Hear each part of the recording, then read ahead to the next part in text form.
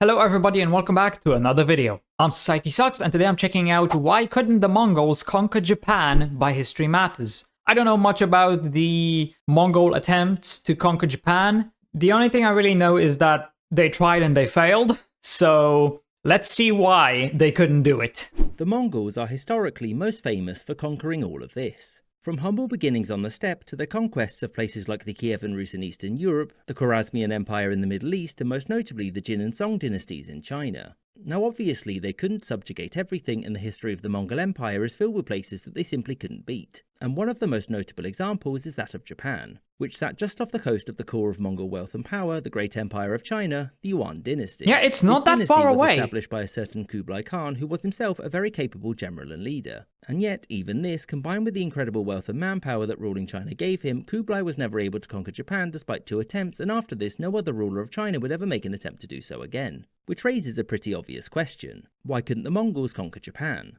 Why was such a large and militarily capable empire not able to crush its much smaller neighbour? So to backtrack a bit, yeah, it just doesn't make much sense. The emperor of the Mongol Empire, Mongke Khan, died from a medical condition known as being shot with an arrow in 1259, rulership of the empire went to his younger brother Kublai, who was seen by some Mongol nobles as being far too Chinese in his habits. As such, they wanted his younger brother Arik to rule instead. Now, when a ruler was challenged, the Mongols had a long history of settling this with reasoned debate, by which I mean brutal and bloody civil war. This ended with Arik surrendering and the Mongol Empire fracturing, with Kublai remaining as the titular ruler of the empire, but in fact he was just a notional figurehead and the Great Mongol Empire was really no more. Kublai would go on to prove his opponents wrong and would not only subjugate Korea, but would also go on to crush the remainder of the Song dynasty in the south, which would then cement the new Chinese dynasty that he had founded. Now, it won't shock you to know that a man like Kublai wasn't exactly satisfied with all that he had, and so it was obviously time to conquer more. Can't blame him. And whilst he was finishing off the Song and deciding where to go next, Kublai was sure to establish diplomatic relations with the Japanese government next door. This government was the Kamakura shogunate, and as you'll likely know, for much of its history, Japan's emperors were simply a puppet of the shogun.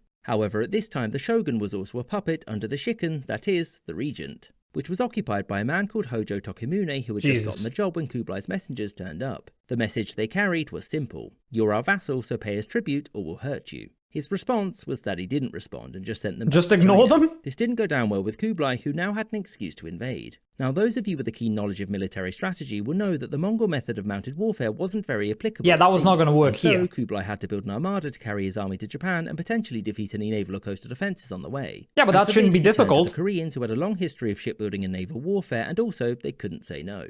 So Kublai figured that a naval invasion of a highly militarised island would be easy enough, and by 1274 the fleet was ready to go, and so off they went. The Mongols, or more accurately the Mongol-led Yuan Chinese and Korean army, quickly captured the island of Tsushima before landing in Japan proper. Kublai, of course, couldn't go himself, because so they did actually his land. army was still trying to secure the Mongol grip on China, but he wished them well. Anyway, upon landing in Japan, the Yuan had to fight and establish a beachhead, and during this initial skirmish, the samurai defending Japan did very poorly. Now, there's a common misconception that this was due to the samurai tradition of dueling, and that in battle they would challenge individual Yuan soldiers or leaders to honourable combat, only to then get shot in the face. The actual reason that they struggled was that whilst gunpowder weaponry wasn't entirely new to Japan, it wasn't something commonly used in warfare there. And so, when the massed ranks of Yuan soldiers fired volleys of hand cannons into the Japanese lines, they had no idea how to respond, which meant that it was just easier to run away and resort to hit-and-run tactics. The Yuan army pushed forwards, but it didn't take long for its leaders to realise that they didn't have the resources to actually conquer the place. And also, the sailors so the main struggle was logistics, an impending storm, which, if they remained, could strand them on Japan. And so, before any real damage could be done, the Yuan retreated and sailed away, and promptly into aforementioned storm, which drowned a third of them. So attempt number 1 hadn't gone too well, and Kublai wanted revenge. His main priority was that he still had to finish off subjugating the rest of China. But as this was going on, he ordered his advisors to plan a much grander invasion to punish those who had resisted him. And the Khagan, because he was just so nice, sent more emissaries to Japan to give them yet another chance to pay him tribute. However, unlike the last time, these envoys were ordered not to return from Japan until they got an answer. And so Tokimune, realising that he couldn't get rid of them, agreed to meet Kublai's representatives in the capital, where they were promptly beheaded. Because as far as the shikken was concerned, he had just defeated them, so why would he pay them tribute? I mean, he wouldn't even listen to his own emperor, let alone someone else's. Now, the Japanese didn't know it, but they were now a part of a noble history of states killing Mongol envoys, and like the other times, there would be consequences. And the shogunate was quick to start preparations for the inevitable round 2. The government ordered the building of coastal fortifications to make landing even harder, as well as forming militias to increase the number of soldiers available to repel an invasion.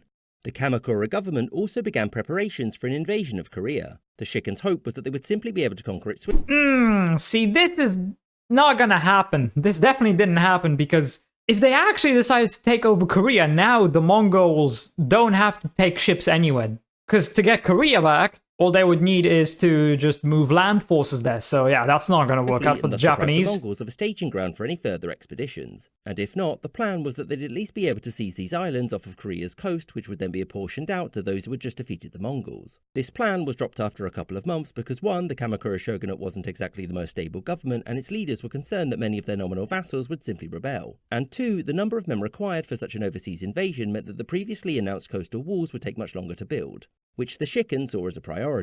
And in 1281, the Yuan army returned, but this time it was a much larger force. Sources from the time claim that the invasion numbered about 135,000 so how did it still fail? Men sailing to Japan. However, if you know anything about medieval and classical historians and their approach to reporting on numbers they wars, overinflate the numbers. Exaggeration. But either way, this force was almost certainly many times larger than the last one. Kublai planned for a smaller first fleet to leave Korea and take these islands here, which would give the main fleet departing from China somewhere to assemble before launching the invasion of the Japanese. I'm guessing they got wrecked by another storm. The theory, but when the first fleet arrived in Japan and took the Tsushima and Iki Islands again, its leaders decided that they would lead a small detachment of their own to secure a footing before the Japanese could react. They briefly established a small beachhead here, but the Japanese fortifications and fierce resistance meant that they couldn't advance. The remnants retreated to here, Shikanoshima Island, until raiding by samurai forced them to yet again retreat back to Iki Island, where, as planned, they would await the arrival of the main force. Slight problem though, the plan had changed. Yuan military leaders worried that landing in the same place as the first invasion was stupid, and so they decided to land here on Hirado Island, which they were able to take with relative ease. The main force then sent 2 small detachments to the north, one to tell the first force where to meet them, and the second to take the island of Takashima as a midway point between the two. Yet more samurai raiding meant that the first force were more than happy to depart, and they quickly abandoned Iki Island. They joined up with the main force, and after some skirmishes, Yuan leaders were preparing for the long march up through Japan. However, this would have to be delayed because of a famous typhoon, Kamikaze, the Divine Wind. This wrecked the overwhelming majority of the Yuan fleet and stranded the army. But that was okay because the leaders of the expedition had a plan that would fix everything. But before they could put it into action, they quickly just had to go and see this thing, but don't worry about it. They left. Coming back. So, with the army abandoned, it wasn't long before the Japanese attacked and finished off the rest of it. And whilst it goes without saying that the typhoon was disastrous for the Mongol design on Japan, it's important to note that even without them, the Japanese were more than capable of repelling. Yeah, they were probably going to defeat the Mongols anyway. And whilst it's impossible to know how things would have gone without the Kamikaze, we do know that the Yuan would have struggled to supply such a large army the further they advanced into Japan. And we also know that the vast majority of the shogunate's forces were still waiting and ready to fight. Back in China, and undeterred by 2 catastrophes, Kublai immediately began to set in motion a third invasion. And it was at this point that basically everyone advised him not to do so. The last 2 had obviously been terrible for everyone involved, and at this point there were now rebellions across China.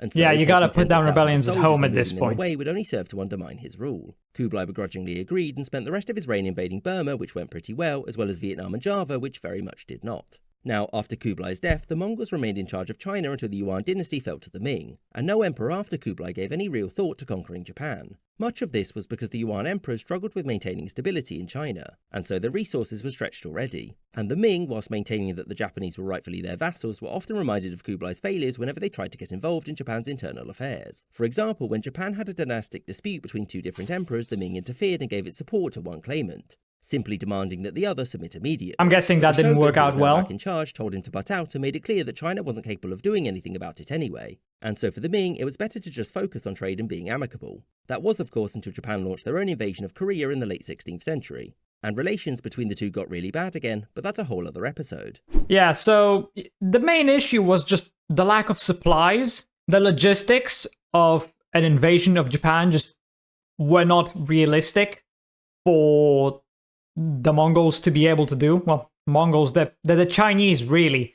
Hard to call them Mongols. But whatever. It was not really feasible because of the logistics required for an operation of that scale. And yeah, that's really the main reason. Even without the typhoons, they likely would have never been able to invade all of Japan.